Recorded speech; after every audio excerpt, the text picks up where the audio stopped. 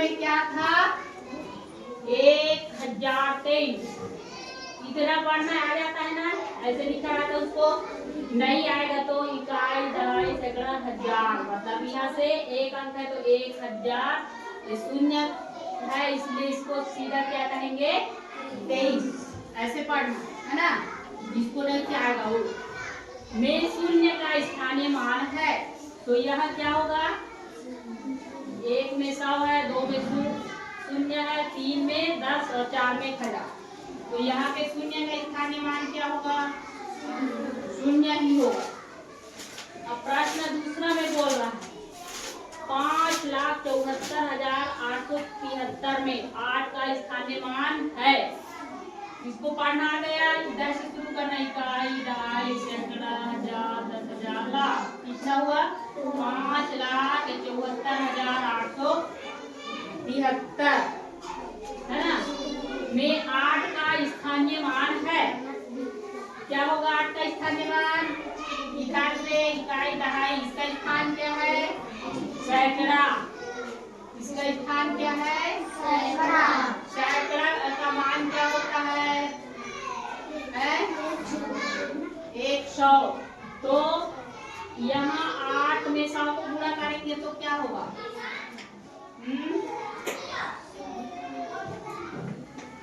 800 ही होगा ना, है? तो ये वाला 8 का स्थानीय मान क्या होगा 800। कहीं 800 दिया है कौन सा नंबर में, तो इसका स्थानीय मान 800 होगा। अब प्रश्न तीसरा में है 90,099 को निम्नलिखित रूप में लिखा जाता है। इसको कैसे लिखेंगे 90,099 90,099 कैसे लिखेंगे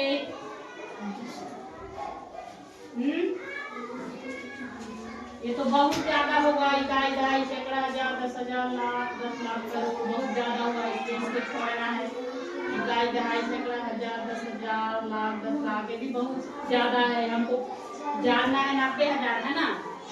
तो इकाई दहाई सैकड़ा हजार 10,000 ये 90,000 है, लेकिन ये 999 नहीं है, ये भी गलत है, ये भी गलत, ये भी गलत, ये भी गलत।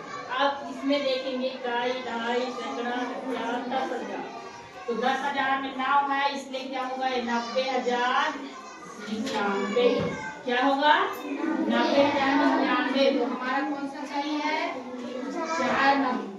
ठीक, ऐसे वहां करके देखना, ऐसे कई को प्रश्न देगा अच्छा रहेगा, तो उसमें कंफ्यूजन होना है तो इधर से गिनना, इकाई दहाई सैकड़ा हजार 10,000 क्या पूछ रहे हैं 90,000। तो यहाँ 10 मतलब है 90 हुआ, 90,000। 1000 में 10,000 जोड़ोगे तो 90,000 है ना, 1000 में 9,000 जोड़े तो क्या हुआ 90,000। अगला प्रश्न है निम्नलिखित में से कौन सी संख्या अभाज्य नहीं है।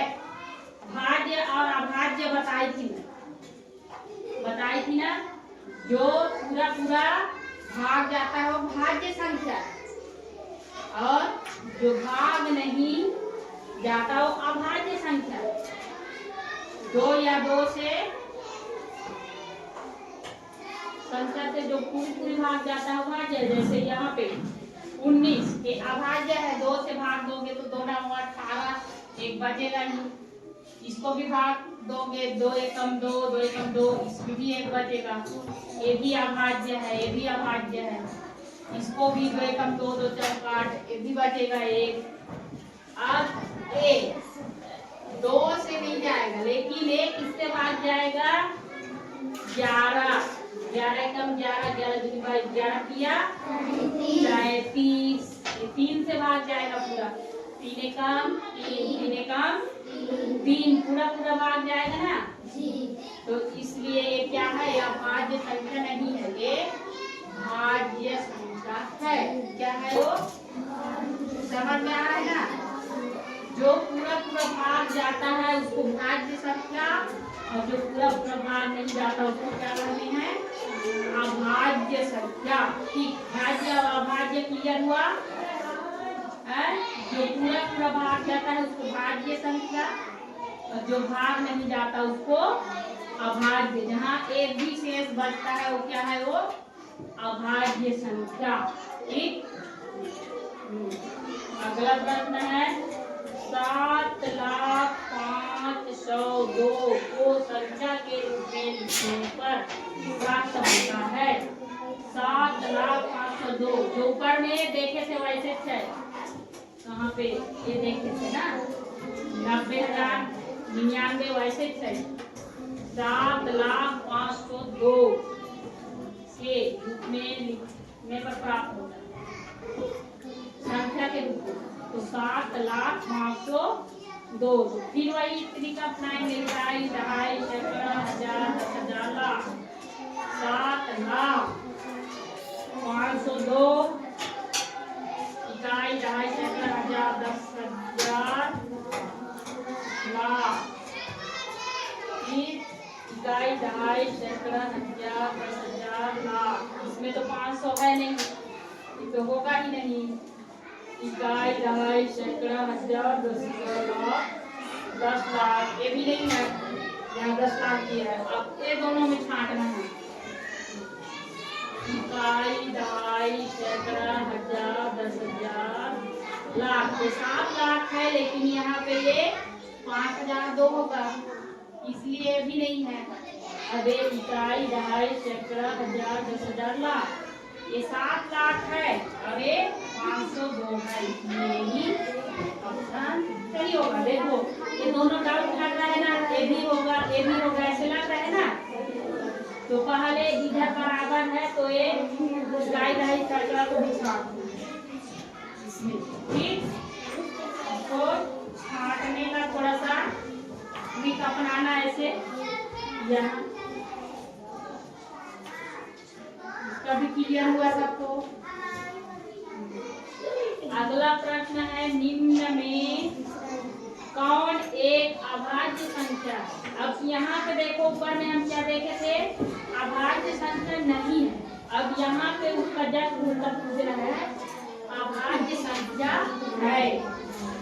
अभाज्य माने जो भाग नहीं जाता है ना। तो 27 ये भाग जाता है, किसके पहाड़ में आता है? 9 पिया या 3 9 27 होता है ना। और 57 13 कम 13 13 26 13 के पहाड़ में आता है क्या? नहीं आता। 11 के पहाड़ में आता है।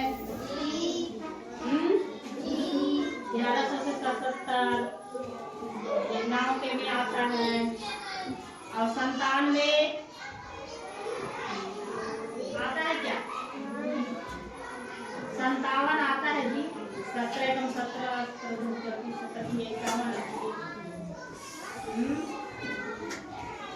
57 2 से भाग जाएगा, नहीं जाएगा। 3 से भी नहीं जाएगा। तो इसमें क्या पूछा है? निम्न में कौन एक अभाज्य संख्या?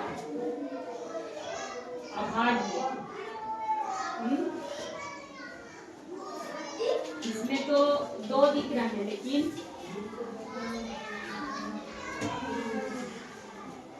एक बार छाटो कौन अभाज्य होगा।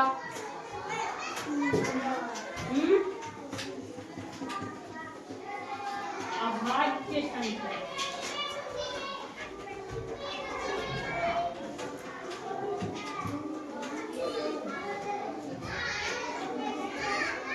वो 98 हो सकता है, 95।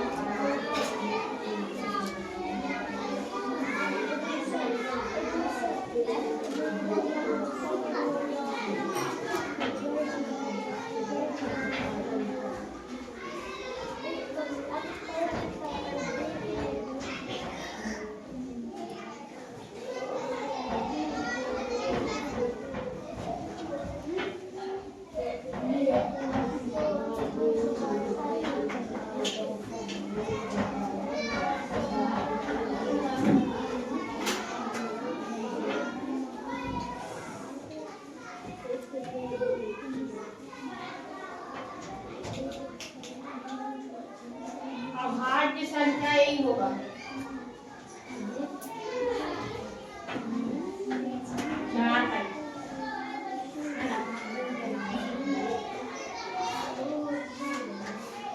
अगला पूछ रहा है ये 3 से जा सकता है, 3 एकम 3, 3 नवा 27 से जाएगा ना, 3 से भाग जाएगा, 3 एकम 3, 3 नवा 27, इसलिए भी ये भाज्य संख्या है, ये भी है, ये नहीं, ठीक। ये अभाज्य संख्या है, ये भाग नहीं जाएगा, बाकी तीनों जाएगा। ये 9 से जाएगा, 3 से भी जाएगा, ये भी 3 से जाएगा, और ये 11 से भी जाएगा, 7 से भी जाएगा, ठीक। ये नहीं जाएगा, इसलिए वो अभाज्य। अब इसमें बोल रहा है इकाई, दहाई, सैकड़ा, हजार, 10,000, 88,888 की पूर्ववर्ती संख्या। पूर्ववर्ती संख्या मैंने क्या बताई थी आप लोग को?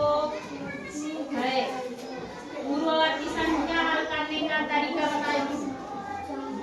पूर्ववर्ती संख्या हल करने का तरीका बताई थी ना? हाँ? याद नहीं है किसी को? पूर्ववर्ती संख्या हल करने का तरीका बताई थी मैं कि पहले का संख्या पूछ रहा है तो 1 घटा देना है, और बाद का पूछ रहा है तो 1 जोड़ देना। तो हमारे पास क्या है? 88,800 कितना है? 88 है ना। तो पूर्व है यानी पहले का है, तो इसमें हमको 1 घटा देना। तो यहाँ क्या 8 में 1 जाएगा 7, 8 का 8, 8 का 8, 8 का 8। तो ऐसे है कहीं पे कौन से नंबर में है? पहला, तो ए हमारा सही हो। पूर्व माने 1 घटा देना है, पूर्ववर्ती पूछ रहा है, और परवर्ती या अपरवर्ती पूछ रहा है तो 1 इसमें जोड़ देना। अपरवर्ती या परवर्ती का आता तो इसमें 1 जोड़ते तो ये ना हो जाता, 8 के जगह ना हो जाता, जोड़ देते है ना। ठीक, समझ में आया है? ऐसे प्रश्न देगा तो हल कर लोगे? कर लोगे ना जी? कहाँ पर नहीं आया किसी को पूछ सकते हो, जहाँ पे थोड़ा शंका लग रहा है पूछ सकते हो, क्या हुआ कैसे हुआ पूछ सकते हो। कहाँ पे समझ में नहीं आ रहा था पूछ सकते हो, या अभी भी नहीं आया है पूछ सकते हो।